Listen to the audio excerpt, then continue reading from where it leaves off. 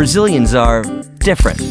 There's a way about them that's kind of weird, for us at least. But for them, it's all perfectly normal. And that's the problem.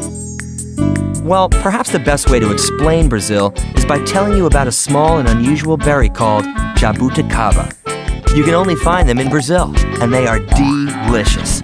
It's like a black grape, but with tougher skin. You burst it between your teeth, and then a sweet, creamy juice comes out. They're really tasty.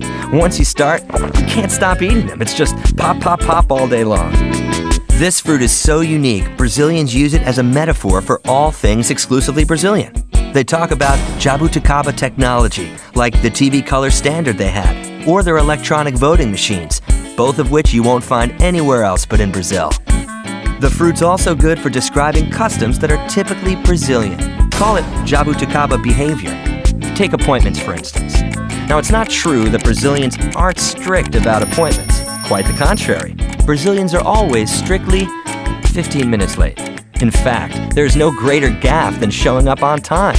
If you do that for a dinner engagement, you can bet you'll find your hostess still drying her hair. We don't even know much about the things we think we know about Brazil.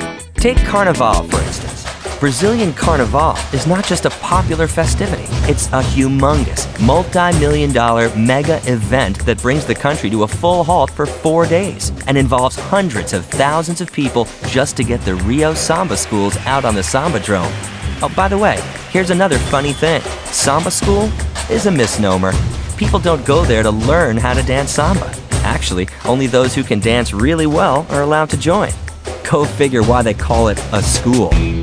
Oh, now a word of advice. When in Brazil, whatever you do, don't ever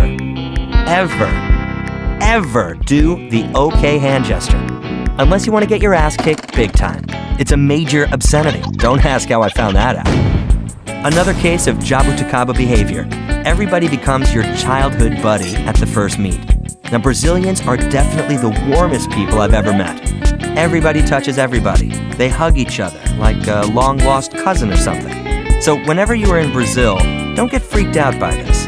Showing affection and having body contact is all perfectly normal, for them at least. Of course, you can do just fine all on your own in Brazil, but you run the risk of losing valuable time and energy trying to figure out all these Jaboticaba aspects the country has in store. That's why you should get more than a Brazilian interpreter whenever you're in Brazil. What you really need is a Brazilian friend.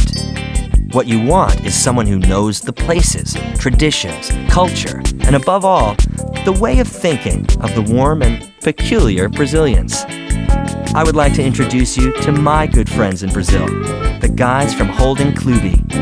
They're Brazilians who got together to produce high-quality promotional communication at a time when nobody in Brazil had any clue what that even meant.